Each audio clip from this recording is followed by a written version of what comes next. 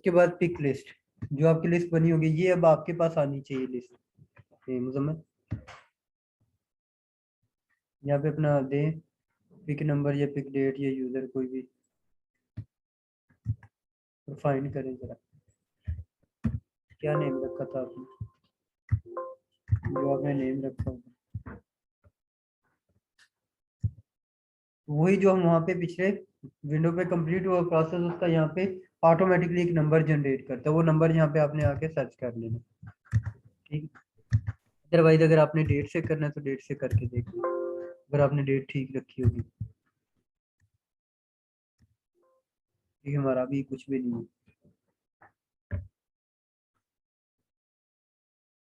भाई कल एरर क्या आई थी?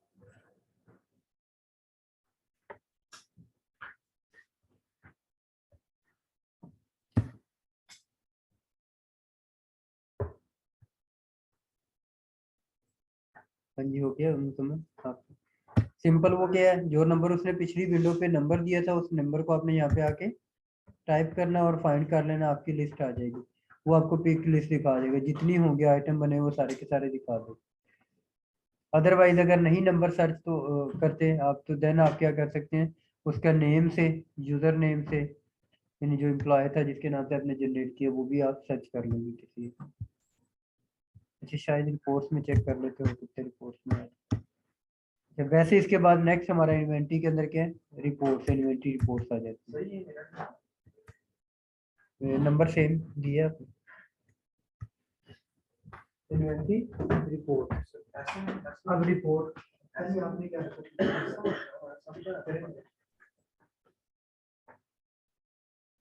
ये तो नंबर बाय डिफॉल्ट आता है, तो लास्ट में दूसरे नंबर।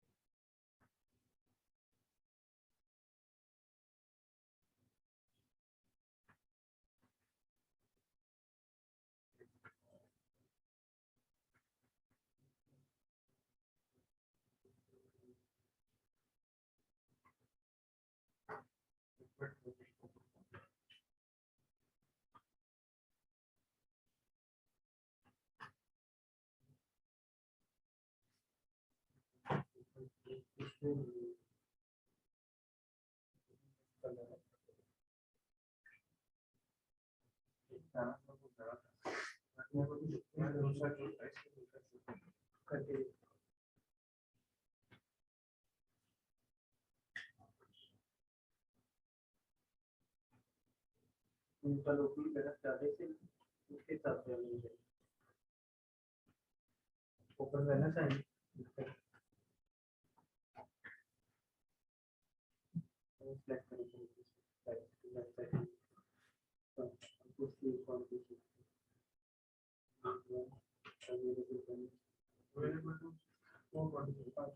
ओपन कर सकते पिछला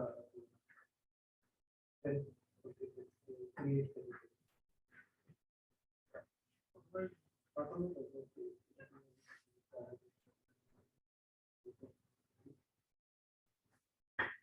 अच्छा, इसमें प्रोसेस ये है कि आपने पहले यहाँ पे बेसिकली पिक किया, उसके बाद आपने उसे रिलीज करना है। पिक करेंगे तो आपका सप्लाई चेन के मॉड्यूल में जाएगा। सप्लाई चेन वालों ने आगे क्या करना है, स्टोर से रिसीव करके डिस्पैच करना है। तो डिस्पैच करने के लिए डेफिनेटली जो स्टोर से इन्वेंट्री आपकी होगी उतनी इन्वेंट्री एंटर करेंगे कि कितनी स्टोर इशू कर रहे हैं पैकिंग डिपार्टमेंट को। ठीक है, वो आगे क्या आपने रिसीव करनी है, रिलीज करवानी है। रिलीज करेंगे तो ऑटोमेटिकली इसका एक डॉक्यूमेंट की ऑप्शन देगा कि आपने डिलीवरी ऑर्डर जनरेट करना है, मैनुअल करना है, ऑटोमेटिकली करना है। जो ऑप्शन होगी वो आपने सेलेक्ट कर देनी। मैनुअल भी करेंगे तो मैनुअल में आपको नंबर खुद देना पड़ेगा, ऑटोमेटिकली करेंगे तो पिछले डॉक्यूमेंट को ऑटोमेटिकली आगे कॉपी करके आपका चालान जनरेट कर देगा, डिलीवरी चालान। तो उसे आपने क्या करना है, ओके करना है, आपका फॉर्म कंप्लीट हो जाएगा। ये कल भी मैं बात कर रहा था यहाँ पे क्लास में कि आप लोग कुछ ना डाटा आप खुद डालें इनमें सिस्टम में, कस्टमर सप्लायर सारा क्रिएट करें, बेशक एक नई कंपनी बना लें, किसी को बैठ नई कंपनी बनाएं, उसमें सारा एक कस्टमर एक सप्लायर क्रिएट करें, एक एक दो दो ट्रांजेक्शन करें, इन्वेंट्री के आइटम कुछ डालें, पूरा प्रोसेस जो है ना वो रन करें, ताकि आपको पता चले कि कैसे पूरा प्रोसेस गो थ्रू होगा।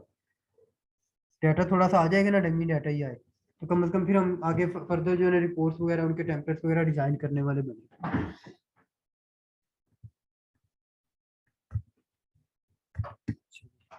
उसके बाद हमारी आगे रिपोर्ट्स, अब रिपोर्ट्स की लिस्ट है इन्वेंटरी रिपोर्ट्स की। अब इसमें से आप 1 बाय 1 करके देखें जरा खुद रिपोर्ट सारी करें रन रिपोर्ट्स को।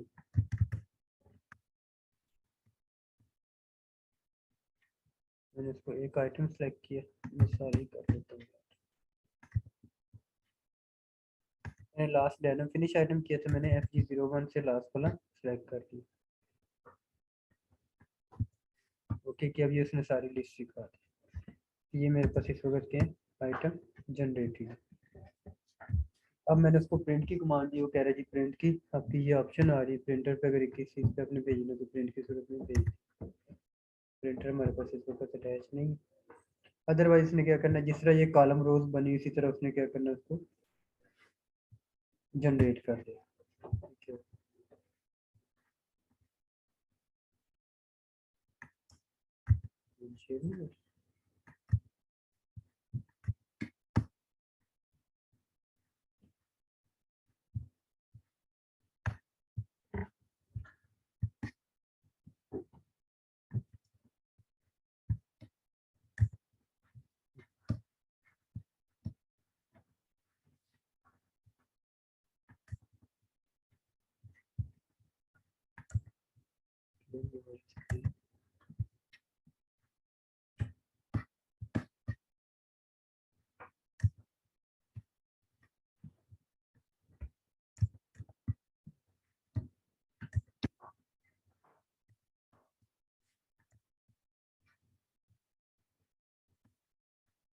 कौन सी वाली हैप्पी बंद हो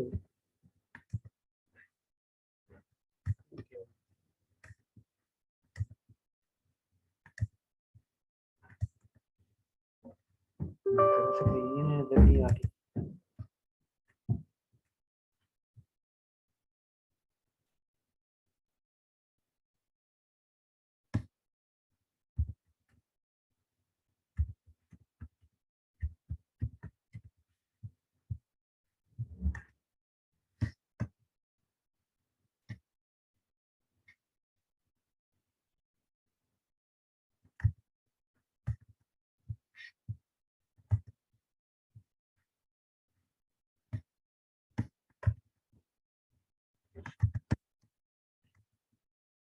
इन्वेंटरी रिपोर्ट्स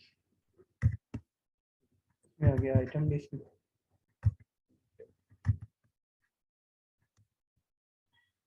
स्टार्ट से लास्ट तक तमाम इन्वेंटरी आइटम ले लें, या स्पेसिफिक एक आइटम की अगर आपको पता है कि आपने ज़्यादा ट्रांजैक्शन किए तो उसको सर्च कर लें। अगर आप चाह रहे हैं कि जिनमें जीरो बैलेंस आ रहा है वो लिस्ट में शो ना करवाए तो उसे चेक कर लें, चेक करके ओके करेंगे। अब जिनमें जीरो बैलेंस आ रहा है उसने वो नहीं दिखाई, उसने सिर्फ जिनमें बैलेंस आ रहा है वो रिपोर्ट दिखा दी। ठीक, अगर हमारे पास प्रिंटिंग की ऑप्शन होती तो हम क्या करते, इसको कंट्रोल P करते तो प्रिंटिंग के ऑप्शन पे इसका PDF फॉर्मेट में प्रिंट निकल आता डॉक्यूमेंट। ये एक है अभी कौन सी आइटम लिस्ट, जो सारे आइटम जिसमें आ रहे हैं ओपन और नॉन ओपन। उसके बाद ओपन आइटम लिस्ट है, इन्वेंटरी ट्रांसफर रिक्वेस्ट से, सेल ऑर्डर से, सेल कोटेशन से, इसमें कौन सी चीज़ आपको चाहिए, डिलीवरी ऑर्डर पे या रिटर्न पे। हम कहते हैं जी सेल ऑर्डर, तो कस्टमर के सेल ऑर्डर पे इस वक्त हमारे पास एक आइटम आ रहा है, एक लिस्ट आ रही है, क्या है जो ओपन आइटम लिस्ट आ रही है। कि ओपन कितने सेल ऑर्डर पड़े, एक एक सेल ऑर्डर क्या हमारा ओपन है। अगर इसके बैक पे आप जाना चाहें, देखना चाहें तो ये डॉक्यूमेंट पे क्लिक करें, ये अब आपको दिखा रहा है कि ये सेल ऑर्डर है। इसका रिलेशनशिप मैप अगर आप देखें तो आपको बता देगा इसका रिलेशनशिप मैप किया कि ये सेल कोटेशन की बेस पे क्या बना है, सेल ऑर्डर बना। ठीक है, यानी एक ही विंडो पे रहते हुए आप मल्टीपल विंडोज पे जाना चाहे तो आप जा सकते हैं।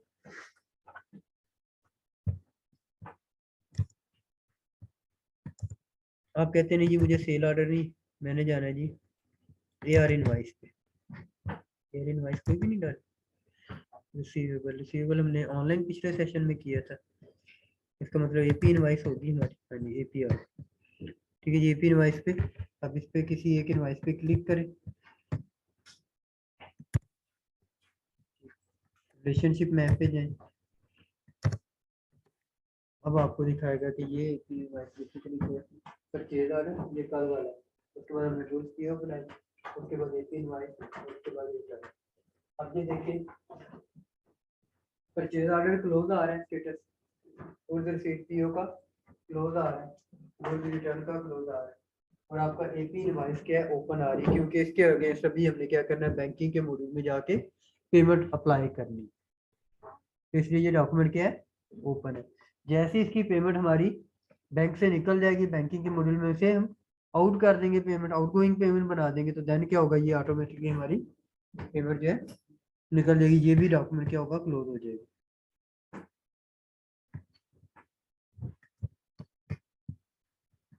अब इसी तरह फर्दर किसी और को देख लें, पे जाके देखें, 2 पे चलेगी रिलेशनशिप में। अब इसमें देखें, आपको दिखा रहा है कि कोटेशन क्लोज है, पच्चेदार क्लोज है, और सीपीओ क्लोज है, और आपका यहाँ पे ओपन है, क्योंकि ये भी अभी पेंडिंग किस वजह से, पेबल उसके बैंकिंग के मॉड्यूल में जाके हमने पेमेंट इसकी अप्लाई करवा दी, ये चेक बैंक से निकल जाएगी।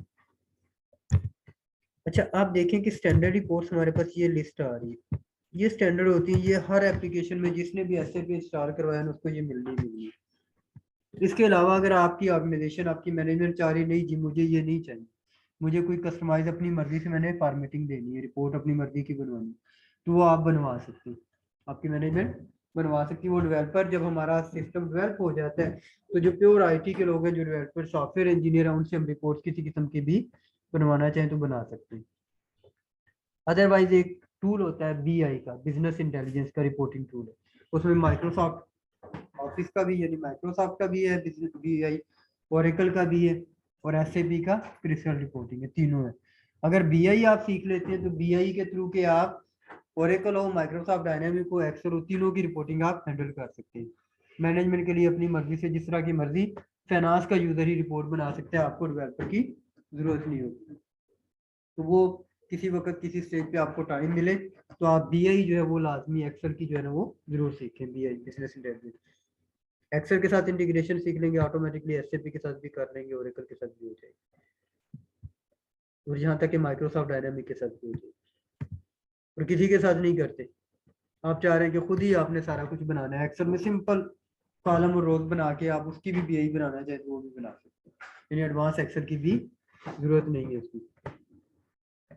उसके बाद डॉक्यूमेंट ड्राफ्ट रिपोर्ट, अगर आपके कोई डॉक्यूमेंट ड्राफ्ट है और सिर्फ ओपन आप चेक करना चाह रहे हैं तमाम के अंदर, तो वो भी आपको ले सिखा देगा। हम कहते हैं ये नहीं ओपन नहीं, सारे दिखा दो, जो क्लोज भी है तो वो भी दिखा दो, तो भी अगर होंगे तो यहाँ पे शो हो जाते। डेट वाइज करने तो डेट वाइज कर ले, ठीक। किसी किस्म का भी हमारे पास कोई डॉक्यूमेंट मैनेजर लेवल पे नहीं पड़े, हमारे शायद अपने लेवल पे होंगे लेकिन मैनेजर लेवल के डॉक्यूमेंट हमारे पास नहीं होंगे।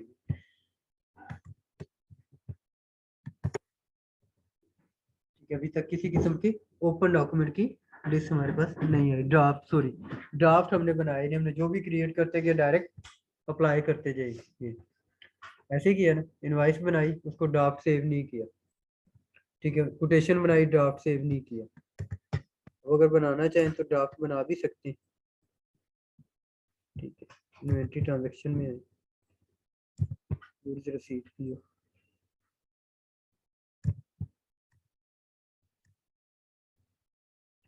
एनी गुड्स कि ये 100 पोलो शर्ट्स हैं, 105 प्राइस है इसकी,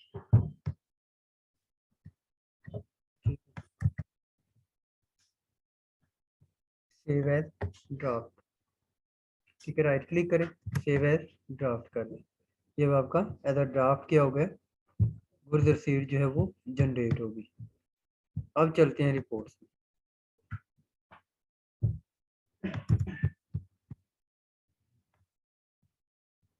इसमें किया था अभी हमने इन्वेंट्री में, ठीक है, बाकी सबको अनचेक कर लेते हैं, इन्वेंट्री को चेक कर लेते।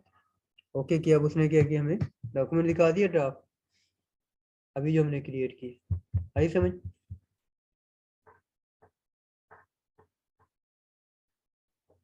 क्लियर हुआ कि जो अभी आपने ड्राफ्ट रखा हुआ है, अभी आपने फाइनल नहीं किया, कुछ चीज आपको समझ आ गई, काम करते हुए छोड़ के चले गए, बॉस ने बुला लिया, किसी और तरफ चले गए, किसी और काम से पेंडिंग काम था, तो वो क्या होगा, ड्राफ्ट में चला गया। एक ऑप्शन होती है, आप अभी हमने खुद ड्राफ्ट इसको सेव किया, एक ऑप्शन होती है जब हम सिस्टम डेवलप कर लेते हैं ना, 4-6 माह चलाते हैं, उसके बाद ये हम ऑप्शन वैसे भी इनेबल कर देते हैं ड्राफ्ट वाली, कि अगर खुदा ना खासा लाइट चली जाती है तो ऑटोमेटिकली क्या करे, सिस्टम आपका ड्राफ्ट सेव कर दे। आप जैसे ही दोबारा काम करने लगे तो क्या हो, ड्राफ्ट आप उसको, जो कि 4-5-10 लाइनें आपने एंटर कर ली थी, लाइट चली गई, तो ऑटोमेटिकली क्या होना चाहिए, सेव हो जाना चाहिए, ड्राफ्ट में सेव हो जाए, आप उसे रिकॉल करें और अपडेट कर लें। ओरेकल में ये स्टैंडर्ड फंक्शनैलिटी होती है कि उसमें आप कर रहे हैं काम, लाइट चलेगी तो उसने ऑटोमेटिकली सेव कर देना, आप इनेबल करते हैं, ड्राफ्ट को नहीं करते, ऐसे भी हमें करना पड़ता है। ठीक है जी, अब इस पर क्लिक करेंगे तो आपको इसके डॉक्यूमेंट पे, जहाँ पे आपने ड्राफ्ट क्रिएट किया था वहाँ पे ले गया। अब इसको अप्लाई करना चाहते तो इसको ऐड करेंगे तो ऑटोमेटिकली क्या होगा, ड्राफ्ट से निकल के आपका एक्चुअल में चला जाएगा। ऑनलाइन वाले हैं या नहीं?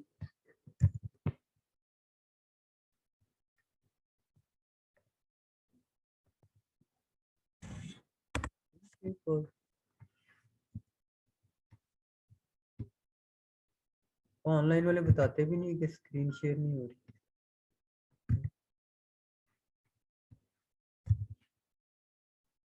यहाँ पे मैसेज पास का दे रहे हैं। Last price list, last price कौन सी बनाई थी, किसके लिए, ये कभी बनाई थी ना हमने, रॉ मटेरियल की बनाई थी, किसकी बनाई थी?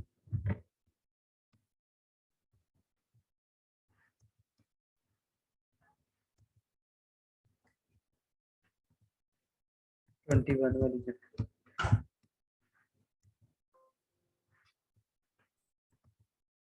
कस्टमर के लिए बनाई, चलो 3 ही तो है, बना लेते हैं।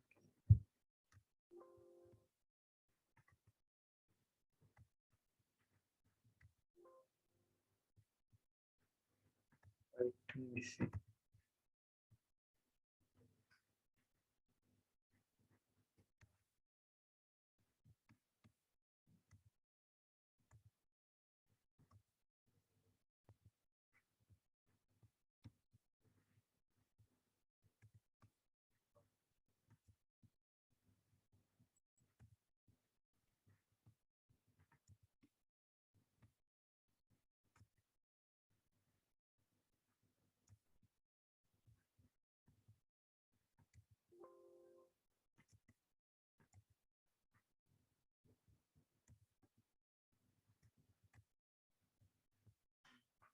SM02 जो था सप्लायर, उसके लिए हमने फिनिश गुड 02 उसके लिए लिस्ट बनाई है, ये हमारी लिस्ट आ गई।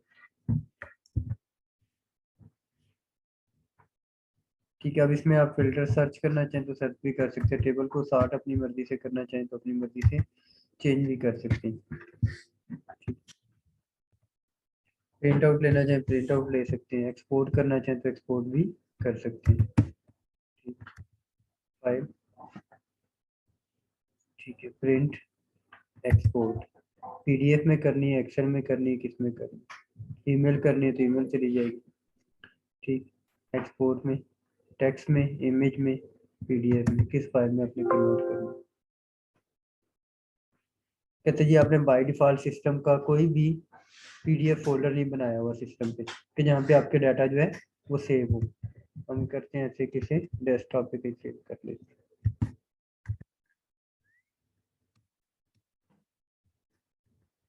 कौन सी रिपोर्ट थी? Price list.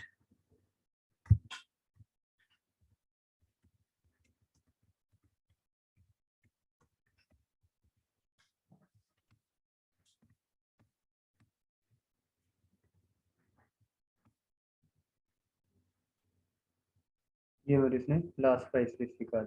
अब देखिए इसकी फॉर्मेट आउट है, स्टैंडर्ड रिपोर्ट है ना, तो फॉर्मेटिंग ऐसा अच्छी नहीं लग रही, तो मैनेजमेंट को प्रेजेंटेबल नहीं है। आपने क्या करना है, अपनी वर्किंग के लिए ये कर सकते हैं। मैनेजमेंट के लिए आप क्या करेंगे, बीआई के जरिए से या क्रिस्टल रिपोर्टिंग के जरिए से बनवा लेंगे। कलरफुल बना दिए, इधर लोगो लगा दिए कंपनी का, इधर एसएपी का लोगो लगा दिया। आप प्रॉपर फॉर्मेटिंग करना चाह रहे हैं, उसका फॉर्मेटिंग लेआउट बना लें इस तरह से। ये कब होगी, जब भी आप बनवाना चाहें अपने उसको कह के क्या कहते हैं डेवलपर को बनवा सकते हैं। अगर बीआई सीख जाते हैं, आप काम करने वाले हो बीआई पे एक्सेल में, तो आप खुद भी बना सकते हैं टेम्पलेट। उसके बाद इनएक्टिव आइटम की लिस्ट है कि अगर कोई आपने आइटम जो इनएक्टिव कर दी, पहले एक्टिव थे अब आपने इनएक्टिव किए, तो उनकी लिस्ट आप देखना चाहिए तो देख सकते हैं।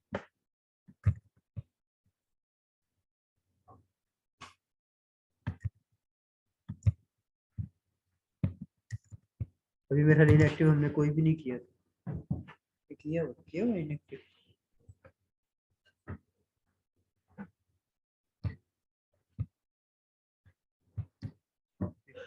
इन स्टॉक 50 पड़े।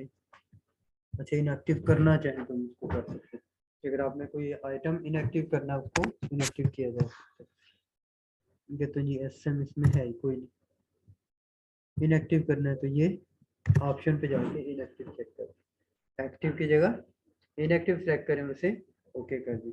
अब ये क्या होगा, इनएक्टिव हो जाएगा। अब इसमें मजीद इस आइटम के साथ आप कोई भी ट्रांजेक्शन नहीं कर सकेंगे।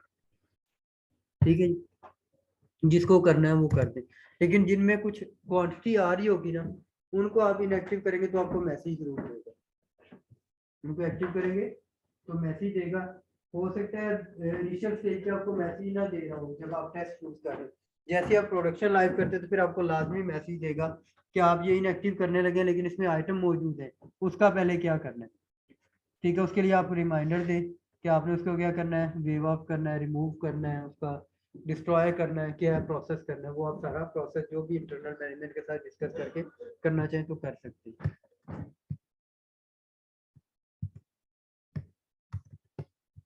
उसके बाद इन्वेंट्री पोस्टिंग लिस्ट, आइटम के हिसाब से, बिजनेस पार्टनर के हिसाब से, अदर्स में बाय लोकेशन है, वेयर हाउस है, किससे आप करना चाह रहे हैं। आइटम के हिसाब से करना चाह रहे हैं इन्वेंट्री लिस्ट,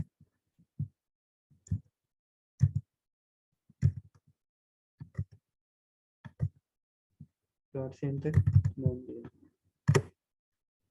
ये सारे आइटम जितने आपके इस वक्त बने हुए सारे के सारे शो हो गए इन्वेंट्री आइटम के। अब उनकी देखिए क्वांटिटी भी आ रही है और प्राइस भी आ रही है। क्वांटिटी कुछ नेगेटिव आ रही है, कुछ पॉजिटिव आ रही है।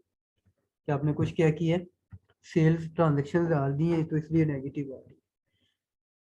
ठीक है, फिनिश उसमें। ठीक है, जो कुछ की प्राइस आ रही है कुछ की नहीं आ रही, प्राइस आपने नहीं दी तो इसका मतलब नहीं आ रही, अगर दी होती तो आती।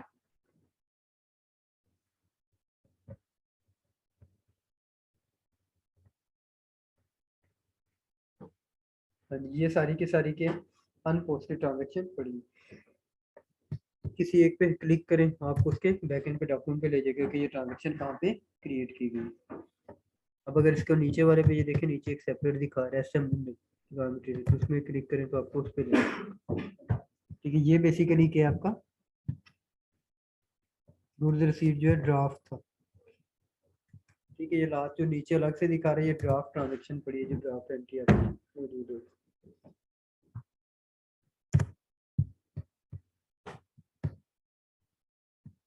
उसके बाद inventory status, location wise warehouse wise आप इन्वेंट्री के स्टेटस भी व्यू कर सकते हैं। कस्टमर वाइज करना चाहें कस्टमर वाइज, या सप्लायर वाइज करना है तो सप्लायर वाइज। ठीक है, और उसके बाद आपका item wise, inventory item wise भी आप कर सकते हैं।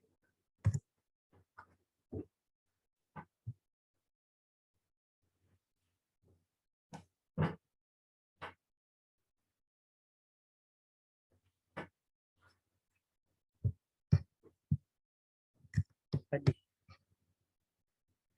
हो रही समझ आ रही है? इनमें समझने वाली चीज़ तो कोई नहीं वैसे। डिफरेंट पैरामीटर्स पे आपने रिपोर्ट्स खुद रन करके देखनी है क्या क्या रहता है। भाई ये है कि पता तब चलेगा आपको रिपोर्ट का जब आप उसको रन कर रहे होंगे, एंट्रीज करेंगे, ट्रांजेक्शन होगी, तो पता चलेगा कि आना क्या चाहिए था रिजल्ट और आ क्या रहा है। ठीक है, उसके बाद आगे इन्वेंटरी वेयर हाउस रिपोर्ट। अब वेयर हाउस वाइज आप चेक, पिछले फॉर्म पे भी हम वेयर हाउस वाइज भी देख सकते थे और इन्वेंटरी वाइज भी, आइटम वाइज भी चेक कर सकते थे। यहाँ पे हम सिर्फ वेयर हाउस वाइज चेक कर सकते हैं।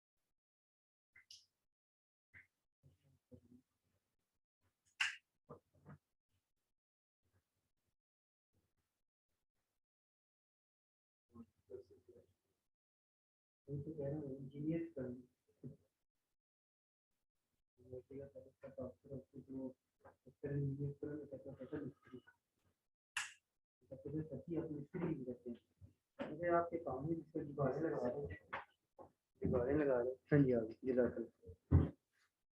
देखे ना कि बगैर स्विच के केबल ऐसे ही छोड़ी हुई।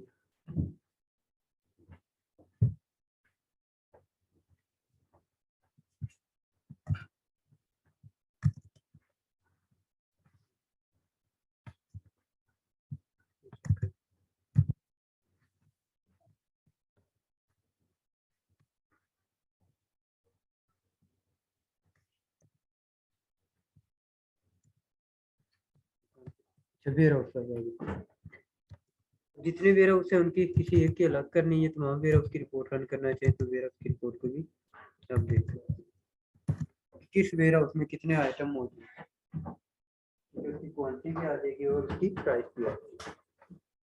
यानी मल्टीपल पैरामीटर्स हैं, कहीं भी आप आइटम के जरिए सर्च कर रहे हैं, वेयर हाउस के जरिए सर्च कर रहे हैं, आप ग्रुप वाइज सर्च कर रहे हैं, वेंडर वाइज सर्च कर रहे हैं, supplier wise, customer wise search कर रहे हैं।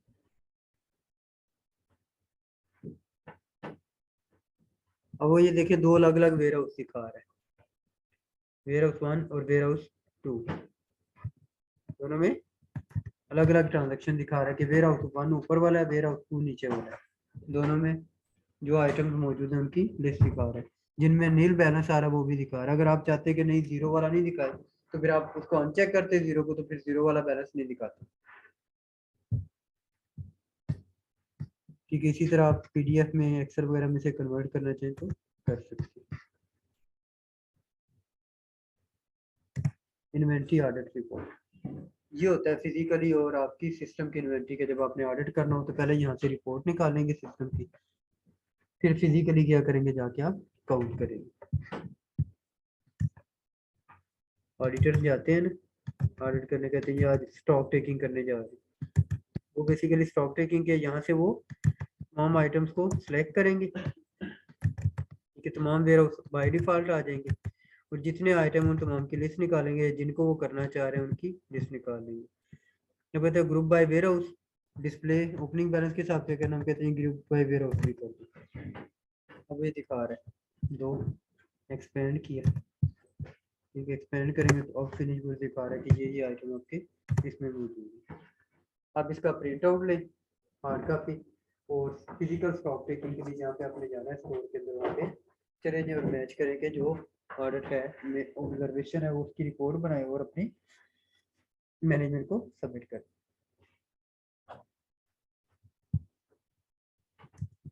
ठीक है जी।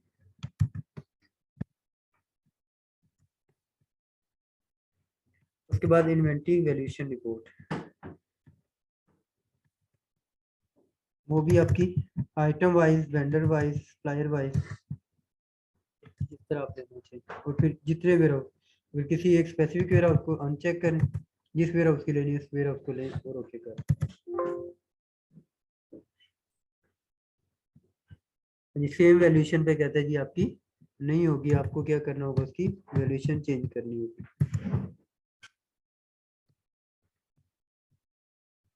ये किस सूरत में होगी, जब आपकी वैल्यूएशन अलग अलग आ जाएगी।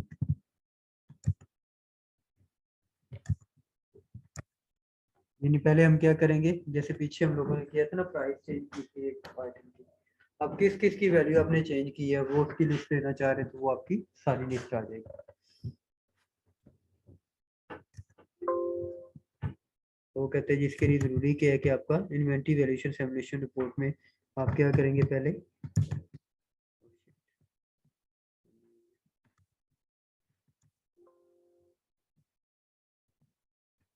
सेम वैल्यू के साथ नहीं हो सकती, हमेशा वैल्यू डिफरेंट होगी तो होगी। जो अगर सबकी सेम वैल्यू आ रही है तो कभी भी वैल्यूएशन रिपोर्ट, डेफिनेटली वैल्यूएशन का पर्पस क्या है, रीवैल्यू करना है आपने।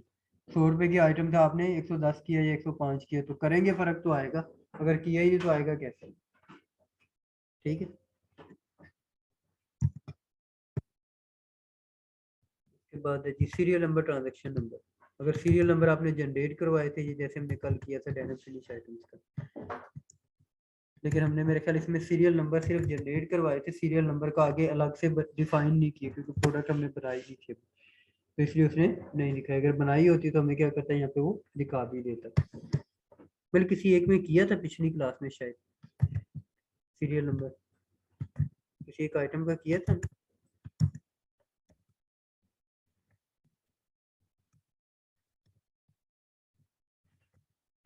पिछली फिजिकल क्लास थी तो उसमें किया नहीं था, नहीं किया, एक में किया था, इसलिए नहीं आ रहा। अगर किया होता, अब देखना स्टॉक आ रहा है जीरो, ये जीरो आ रहा है तो इसका मतलब है नहीं किया, फिर किया होता तो हमें यहाँ पे वो दिखा देता।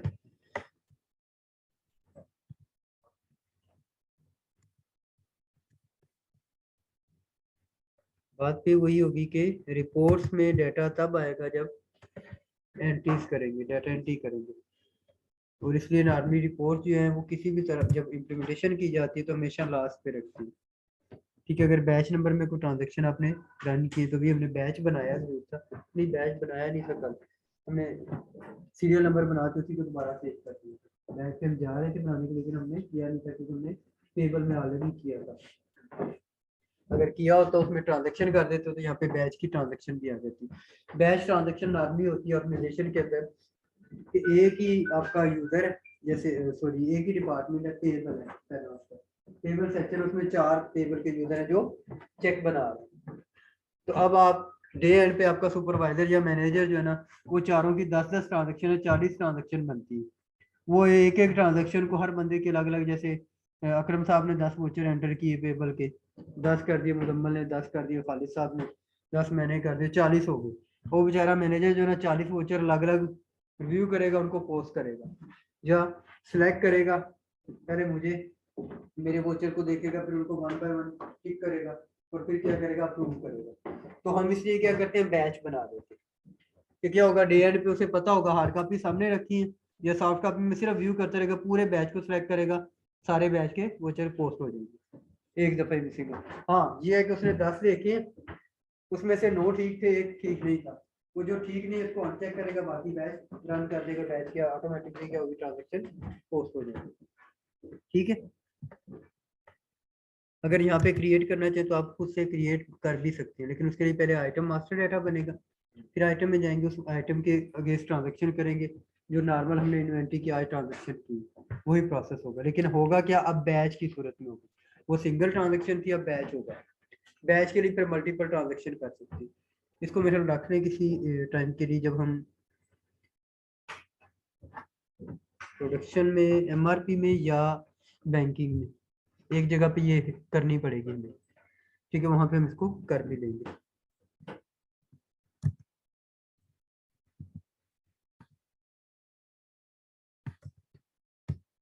क्या स्क्रीन शेयर नहीं हो रही?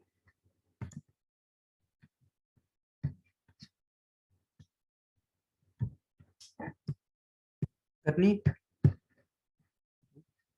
करना कोई आइटम डिफाइन बोलें जल्दी से।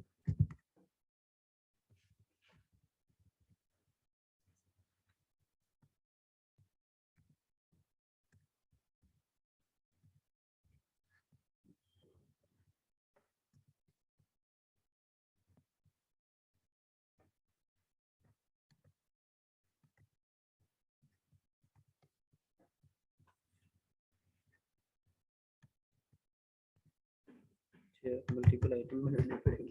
चलो।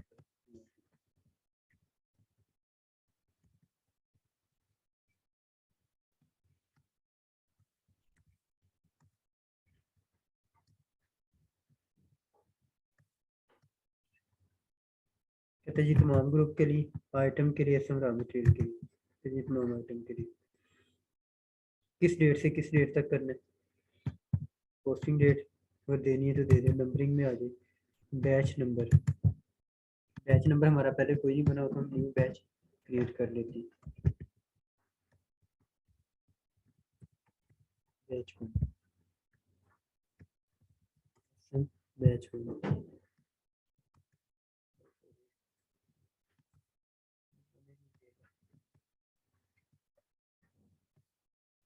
ठीक नहीं बनेगा यार, ये हम बनाएंगे एमआरपी में जाके।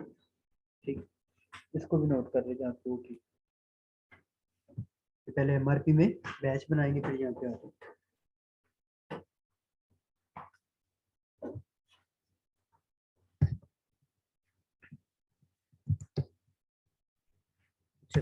इसलिए अगर हम रिपोर्टिंग में है ना, रिपोर्ट्स के अंदर तो सिर्फ रिपोर्ट्स रन कर सकते हैं, बैच बना नहीं सकते।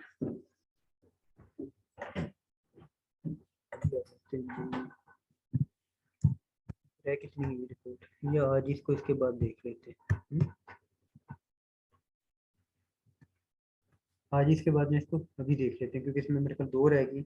इन्वेंटरी वैल्यूएशन रिपोर्ट मेथड है, ये हमें आइटम वाइज आ जाएगी।